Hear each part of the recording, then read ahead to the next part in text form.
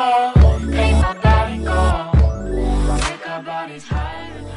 Na nina miaka 15 kama mbunge wa upinzani. Ningekuwa ninatumia nafasi ya upinzani kuichafua serikali kwa lengo la kutaka kujijengea niingie serikalini. Nilikuwa na nafasi sana wakati nikiwa mbunge, na watu wengi hapa hata vijana nafikiri hawajui. Mimi nimekuwa mbunge wa kuwakilisha Tanzania katika bunge la Ulaya kwa niaba ya Afrika, Caribbean na Pacific. Bunge hilo ndilo lililokuwa linapitisha fedha zote zinazokuja Tanzania. Sasa katika nafasi ile ningeweza kufanya hivyo. Lakini ukisha kuwa mwakilishi wa nje, ukisha kuwa kwenye nafasi ya kuisemea taifa, unapaswa kulinda nchi yako popote pale ilipo. Na ndio kazi niliyofanya muda wote. Nimekuwa mbunge wa SADC kwa zaidi ya miaka 12, nimekuwa kwenye bunge la Ulaya kwa zaidi ya miaka 7, na nimekuwa kwenye chombo. Kama kuna masuala yanayohusu yanahitaji kurekebishwa, kuna nafasi na vyombo mbalimbali vya ndani ya nchi. Kwa mfano, kutokana na kauli hizi potofu katika bunge la EU, na watu wengi hawajui, na hata wakijua labda hawaelewi maana yake kwa sababu ya kutokuwa na upeo, na wengi wanaotuchafua ni zaidi tatizo la upeo.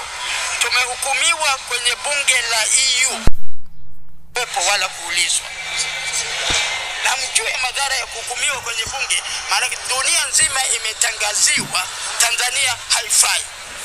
Kwa utalii, kwa biashara, kwa chochote kile Tanzania haifai, lakini umehukumiwa bila kusikilizwa.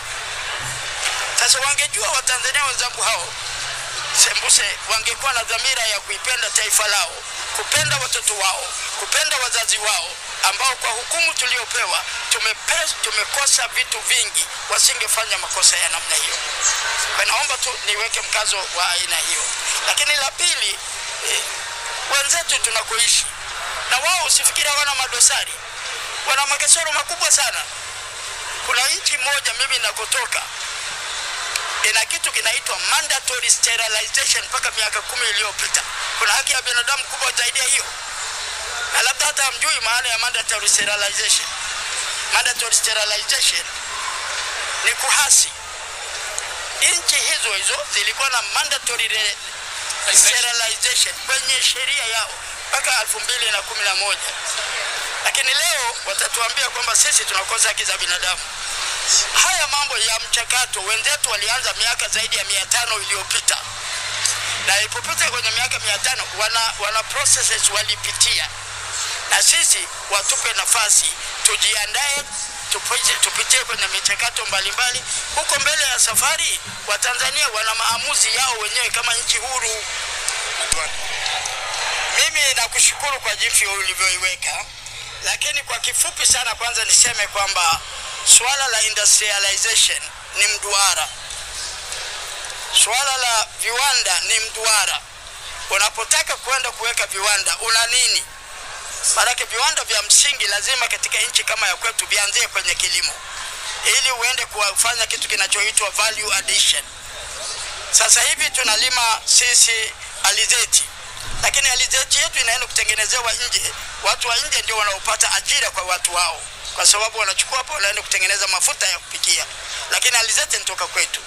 Korosho vivyo hivyo wanaofunga kwenye packaging ni watu wengine, lakini korosho inatoka Tanzania. Na tena kwa taarifa ya wafanyabiashara nilionao mimi, korosho ya Tanzania ni bora duniani, hakuna nchi nyingine inayokutana nayo. Lakini sisi hatunufaiki ndani. Kwa hiyo tukiingia kwenye viwanda tukachukua hatua ya pili, tukaweka vifungashio tu, ile korosho yetu italeta ajira, italeta na fedha.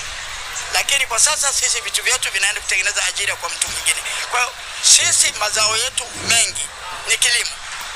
Madini yetu mengi, ukienda Dubai ndio unakuta maringi, nini vitu hivi vya kina mama zetu au Heleni viko Dubai. Lakini huku kwetu hatuna. Hata kina mama zetu wakitaka kununua lazima wapenye kwenda kutafuta wananunulia wapi, sio? Zamani iliongezeka, tunaipoteza sisi. Na ndio mwelekeo. Vitu vyote hivi hatua kwa hatua lazima tukuingie kwenye value addition kutoka kwa rasilimali asilia, iwe ni kilimo, iwe ni madini, iwe ni samaki, vyote tusipeleke nje bila kuviweka katika sura ya vitu vilivyoandaliwa. Sasa ninaposema hilo, ni dhahiri kuna wengine dunia nyingine ambao wamezoea kupata kutoka kwetu raw materials, malighafi. Wanaposikia sisi tunaanzisha viwanda, usifikiri wanapenda. Na ndio vita inayoitwa, na Mheshimiwa Rais ameeleza sana, vita vya biashara inapozungumziwa, usifikiri tunapelekeana bunduki. Vita vya biashara maana yake watakuwekea kila aina ya kikwazo ili vile vitu vyako ambavyo unavyo hapa ukianza kuvitengeneza mwenyewe, wao watakosa malighafi kule kwao, viwanda vyao vitafungwa. Na vikifungwa watakosa uchumi. Kwa hiyo watakupiga vita kwa kila njia. Na njia moja wapo ni hii ya kukuchafua. Ulisema siasa tuiache. Huwezi kuacha siasa, watakupiga vita vya kisiasa, kuua viwanda vyako. Kwa hivyo vyote ni mzunguko ambao ni lazima uende pamoja ili tuweze kwenda mbele. Na ndio maana narudia tena mwito wangu, tuache siasa ya maji chafu. Kuwa mpinzani si kuua taifa. Hata kwa wenzetu kuna upinzani. Lakini mimi katika nchi zangu zote ninazopita, wale wapinzani ninakaa nao. Wanapigana ngumi ndani ya ukumbi, wakimaliza wanaenda kunywa bia. Kwa Tanzania tujifunze siasa na matunda ya siasa na maisha yanayotokana na maisha ya siasa. Kuchafuana kuna mipaka. Chafua ndani ya bunge, kwa sababu pale kuna framework ya kuchafua. Lakini unaenda kuchafua mahali ambapo mtu anamchafua hawezi kujitetea. Sawa? Yote mimi naiona ni kukosa upeo, mwelekeo na kutokuwa na uzalendo. Na nimeeleza hapa mbele, mimi kati ya Watanzania ambao wamenufaika tena mpinzani, mimi ni mmoja wapo.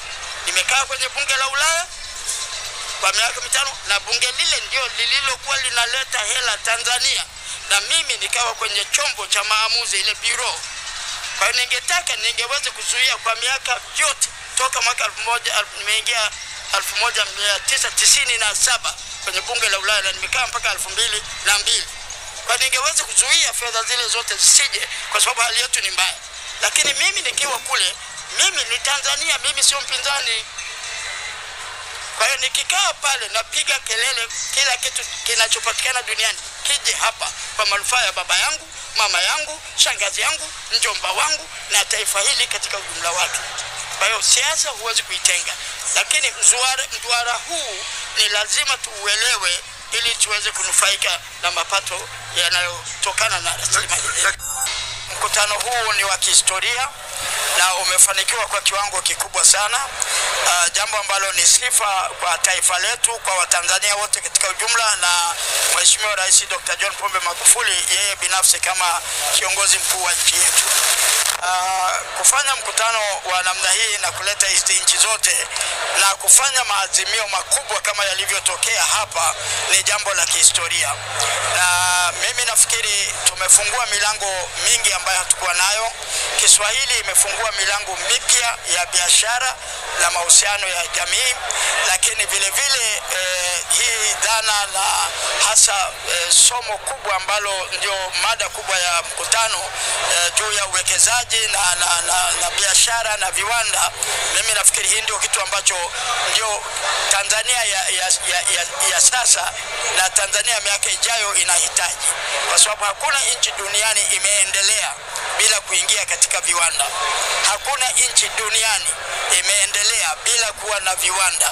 Maendeleo yote, hata kama unalima kiasi gani, ni lazima hatimaye ufike kwenye industrialization, kwenye viwanda, ndio uweze kuingia kwenye nchi zinazoendelea. Sasa tumeingia kwenye ulimwengu ambao umeendelea kidogo, tumepiga hatua, lakini tukiingia kwenye viwanda vitatupeleka kwa haraka kubwa zaidi mbele. Kwa nadhani hapa tumepiga hatua kubwa sana.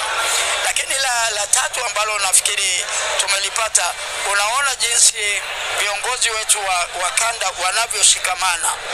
Na hakuna kitu kikubwa duniani kama watu katika eneo moja kushikamana. Maanake mshikamano huo ndio silaha ya sisi kuweza kushindana na wenzetu kutoka maeneo mengine. Wakishajua mko strong, na ndio maana duniani wanajaribu kila njia kutugawa ili tusiwe na nguvu. Sasa hii hapa ni kielelezo cha wazi, kiko hadharani. hakiko kwenye maficho. Matamko yametolewa katika umoja. Kauli iliyotolewa ya kuunga mkono Zimbabwe imeonekana. Hapa ni nguvu imethibitishwa. Tunachopenda hatimaye kuona hizi kanda ni stepping stones, ni ngazi ya kuelekea kwenye umoja wa Afrika nzima. Kwa mimi ni matumaini yangu kwamba muda si mrefu ujao, hasa baada ya mkataba wa Africa Free Trade Area kusainiwa, sasa tutakwenda kwa kasi na hatimaye labda tutakuwa continent yenye watu zaidi ya bilioni 1.2, na tukifikia hatua hiyo tutakuwa kontinenti la kuogopwa sana.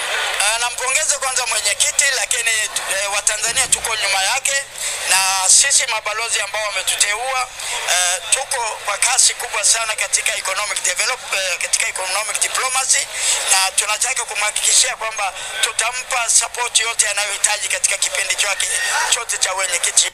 Everybody sing that shit.